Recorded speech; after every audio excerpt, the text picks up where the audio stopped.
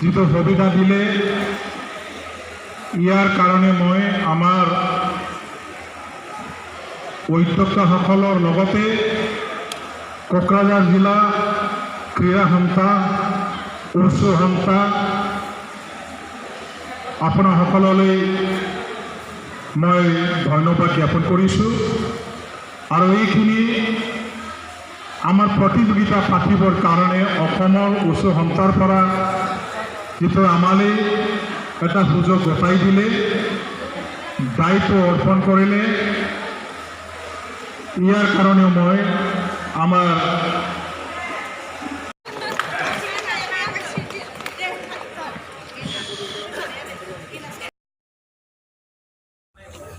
আৰু ইতিমধ্যে আমাৰ প্ৰাইজ ডিষ্ট্ৰিবিউশ্যন চেৰিমনিৰ অন্ত পৰিছে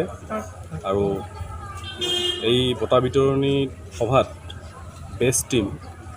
চান্দা কেটেগৰীত লাভ কৰিছে বেষ্ট টিম আসাম পুলিচে তেওঁলোকে 9টা সোণৰ পদক লাভ কৰিছে দ্বিতীয় যিটো বেষ্ট টিম চান্দা ৰিটাৰ্ণত সেইটো হৈছে গোলাঘাট জিলা তেওঁলোকে 3টা গোল্ড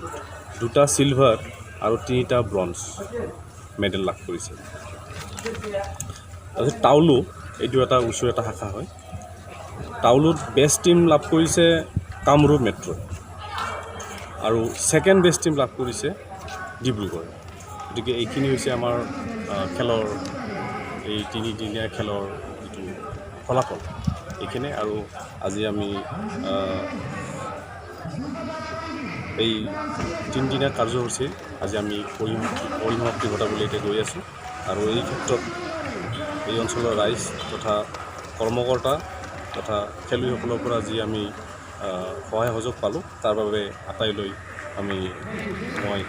আমাৰ এই আয়োজক কমিটিৰ তৰফৰ পৰা ধন্যবাদ জনাইছোঁ বঁটা বিজয়ী খেলুৱৈসকলে ৰাষ্ট্ৰীয় পৰ্যায়ত প্ৰতিযোগিতাত অংশগ্ৰহণ কৰাৰ সুবিধা লাভ কৰিব নেকি তেওঁলোকে নিশ্চয় কৰিব এতিয়া যিহেতু অসম ভিত্তিত খেল হৈছে গতিকে অসমৰ ভিত্তিত হোৱা খেলত যিসকলে পদ লাভ কৰিবলৈ সক্ষম হৈছে তেওঁলোকে অট'মেটিকেলি এতিয়া ৰাষ্ট্ৰীয় পৰ্যায়ত খেলিবলৈ সুবিধা নিশ্চয় পাব